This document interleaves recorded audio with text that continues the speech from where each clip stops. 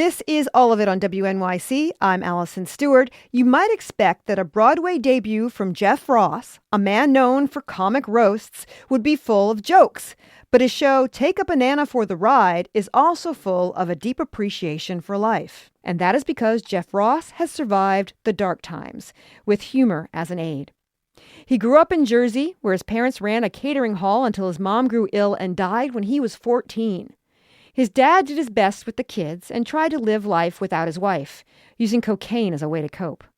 He passed away when Jeff was 19. Since then, Jeff has battled cancer and lost 3 of his closest friends within a few months. Jeff Ross, Take a Banana for the Ride is available to stream now on Netflix. And when he joined us in our public radio station to talk about it, we actually began by taking a trip down memory lane to when Ross was an engineer at Boston Public Radio. This is my You're like people. Juliana? Hi, Juliana. Way to go. Did you really work as an audio engineer in public radio? My work-study job was editing audio tapes with a razor blade and chalk, the way it's meant to be done. and then I was the fill-in board operator for Car Talk and Morning Edition. So shout out to my NPR people all over the East Coast. Nice. When did you know, when you were in school, what did you want to do? Did you want to be in radio? Did you want to be a comic? What did you want to do? I didn't even dream of being a comic when I was in college. I wanted to write. And that took me, before even that, to radio. I was music director and a DJ in my college radio station, WTBU in Boston, which was like on carrier current. Like my sister and her friends would fax requests. Like it was really primitive. I was music director at WBUR in Providence. Oh, wow. Yeah. Oh, So there. pretty cool. Yeah. And yeah, that was like my dream. To just be on the radio, and I tried to get jobs coming out of college, and it didn't really click. So I wound up making training films for a health and beauty aids company here in Manhattan, and my heart wasn't in it. And my pal Mark, who I'd gone to college with, said, "I think you should take this comedy class. It's right near Port Authority. It'll be convenient." So I was still living in Jersey with my grandfather, and that was it. I was in love.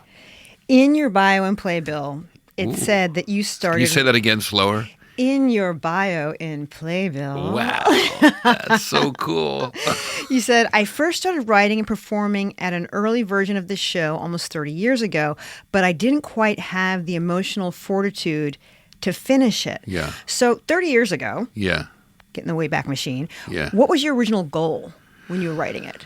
You know, it was one of those happy accidents where the alternative comedy scene was popping up in New York.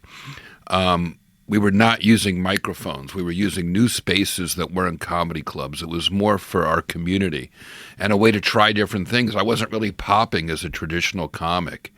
And we would do storyteller shows. Michael Ian Black would sell stuff from his apartment, and Mark Maron would just tell a story about a trip he took. And Janine Garofalo, David Cross, we're all doing what we called alternative comedy. And I didn't want to be left out. And I told a 5-minute story about my grandfather picking me up at Little League practice. And an executive saw that and said, "That was really good. How many of those do you have?" And I said, I could probably string 3 or 4 together. He goes, "If you can get a half hour together, I'll come see it and I'll book you at the Comedy Festival in Aspen for HBO. I was like, that was a big deal. So my goal was to tell these stories in a convincing way and maybe get some traction for my career, because stand-up, traditional microphone punchline stand-up wasn't quite taken off for me. So it was really just a way to express myself and get seen. What made you bring it back to life? I did it like 20 or 30 times in a couple years back in the mid-90s, and I found myself cranky and confused and just headachy afterwards. I wasn't trained to leave it in the dressing room. I knew the show was good because people would constantly bring it up and say, "Oh, I still have a tape," or "I still have the old poster from that old Take a Banana for the Ride show." And it was basically a tribute to my parents and my grandfather, my Pop Jack, who I lived with during my open mic days. And I would act out his voice, and I played film clips of him, and I wear his ring to this day. It's a steel bolt. So cool. From a captured Nazi U-boat from World War II. He was a shipbuilder in Baltimore, and he stole a bolt and made a ring out of it. And it wasn't until decades later when I lost three pals, Bob Saget, Norm Macdonald, and Gilbert Gottfried, right within 8 months, that made me look back at the old show and go, what was I talking about back then about mourning and resilience and how to get through it? And now I learned that I can make a silly bruised banana suit, wear that, and when the show's over, take it off, leave it in the dressing room, and then be myself, go out to dinner, and then put it back on when I get back to the Nederlander Theater the next day. So I've gotten a little more thick skin, if you will. You work with Seth Barish, the co-founder of the Barrow Group. He's a well-known director and an actor. He's your dramaturg. He kind of helps shape a show. How did he help you shape the show to be a Broadway show? Interesting. I wanted to have experts help me along. I came into this very humble, knowing Broadway expects an elevated experience and a story. Mm-hmm. And I designed the show more like a concert originally, where I have a love letter, then a new bit, an old bit, I don't want to say borrowed because I would be reading my parents' love letters, but it was like an Italian wedding of sorts, like something new, something old, something and I was always patterning it off Bruce Springsteen concerts. He would do 2 slow ones and 3 fast ones, and a sad one, then a sing-along, then he'd put the lights on and everybody would sing along, and then he'd go back to... And I always liked keeping people on their toes, and I wanted the show to feel like a roller coaster, a roaster coaster, if you will, of emotions. Mm-hmm. But as I thought about elevating it to Broadway, I realized a story, making it literature, if you will, a play, stuff I grew up on, the stuff that I love, was going to be important to the audience, and also a fun experience for me to elevate the show. And Seth listened to my stories about my colonoscopies, about my family, and our director, Stephen Kessler, and I got a lot of very useful knowledge from Seth Barish, who has directed so many great plays. It's kind of interesting because it does have a beginning, middle, and end to it. Yeah. As opposed to just story after story after story. Yeah. That was the goal. And originally, I'm not sure it did. It had a little bit of that, but Seth helped me sort of carve out what the core story should be, and mostly really helped me with what he called the landing, getting it like the end of the show. A good chunk of the show is about your parents, Marcia and Ronnie. Yep. Okay, in the movie, you say your mom kind of looked like Delta Burke. Yeah. Looks like wise. But in terms of her personality, her spirit-wise, who would have played her in the movie? In a hypothetical movie you're talking about right now?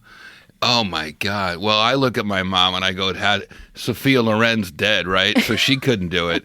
So my mom was that rare beauty that was also sharp. Mm-hmm. Like she would act out stuff at her Brene Brith meetings, and she would write me funny letters from the hospital, and I'd write her funny letters back when she was sick. The hospital was far away.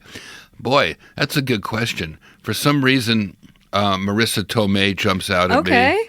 I love Rachel Bloom. She would be great. Oh, she'd be great. Yeah, she would be great as my mom. Boy, this is a fun game. I never thought about this really before. So you were living in Jersey, a good part of the show. You talk about your mom, your dad. Actually, you read their love letters on stage. Yeah.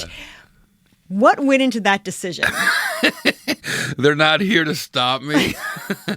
And I definitely sometimes feel like it's intrusive to their beings, kind of. My sister will occasionally say, I don't think Mommy would like you saying this line or that line. And my sister was just here for a couple of weeks for the opening of the show.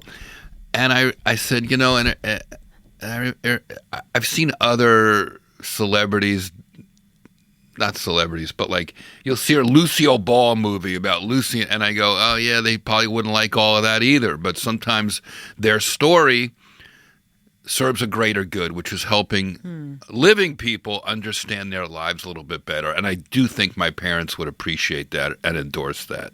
So it gets very intimate, and sometimes it's hard to read that stuff. Do you cry? I do cry during the show. Sometimes. I was going to wonder if you get sort of emotional or kind of distance you from being a performer when you're on stage and you're discussing stuff that is really very personal. You know, I know most actors, they get to take the costume off and the wig off and the microphone and they go home. I take some of it off, but I leave with my real dog, my real family, my real memories. I'm sort of living in the character. In fact, I emptied my storage unit when I got to town, so I'm living with my grandfather's false teeth in a box next to me and his union card and my parents' love letters, 30 of them piled high. And when I'm feeling it, I break them out and I read it, and it helps me understand the show and the character better. And I don't use all of it in the show, but it keeps me very grounded into what I'm doing and why I wanted to keep their spirits alive. So it's a lot. What did you want the staging for the show to look like?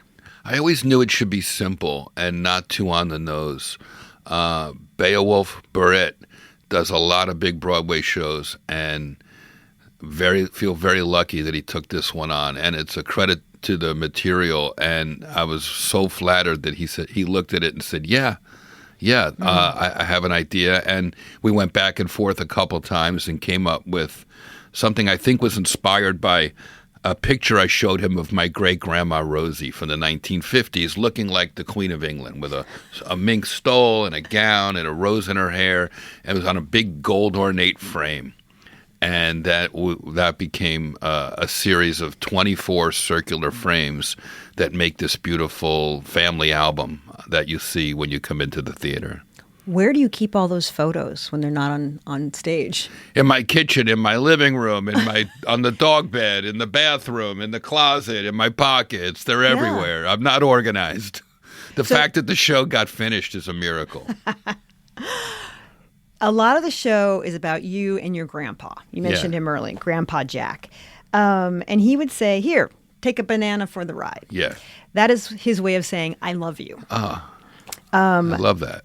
Why did he show his love that way versus just saying, "Hey, I love you"? You know, he was a retired construction worker from the Bronx, a tough guy, a world beater, he called himself. He for that type of guy, he was very vulnerable. He would give you the hug and the big wraparound, pat on the back. But men don't always talk like that. You know, that's kind of one of the fun things about doing it on Broadway. It allows men, mostly, who are afraid to be vulnerable. I look out at the crowd and I see guys tearing up. Mm-hmm. I'm seeing a lot of father-son groups coming to the show, and also daughter-father groups coming to the show. It's a multi-generational thing. I found right before I started the Broadway run, I was going through my parents' stuff, and I found a letter my dad wrote to me the day I graduated high school. And I'm 17, and he lists 17 things he's proud of. So for a guy that I lost suddenly from a cocaine binge, I guess, he almost knew he was going to be gone. He wrote me this beautiful letter that sort of gives a crescendo to that part of the show. And I think it's resonating with guys. You know, Broadway, there's a lot in there for the ladies, but I think I worked really hard to make sure my roast fans and dudes were seeing something that they might not see at Mamma Mia or whatever.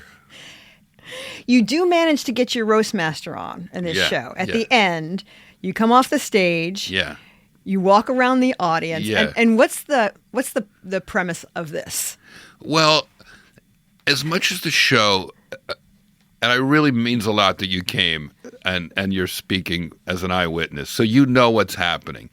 I talk about my own life, but throughout it, I don't say me, I. I go, when you go through stuff like this, and some of you people know that, it becomes hard to get close to people. So I want it to be inclusive, where if I talk about my grandfather, I want you to see your grandfather. So that if I talk about my dog, I want you to see your dog also. So I don't hit you too hard with the photos. I want it to be where you can see your own life in my story. And then at the end, when I'm done talking about my life and my experiences and my mechanisms for survival, I just leave the stage and I put on a bag of bananas and I say, who's going through something intense? Who's celebrating something? Who's just gross? Who just needs attention?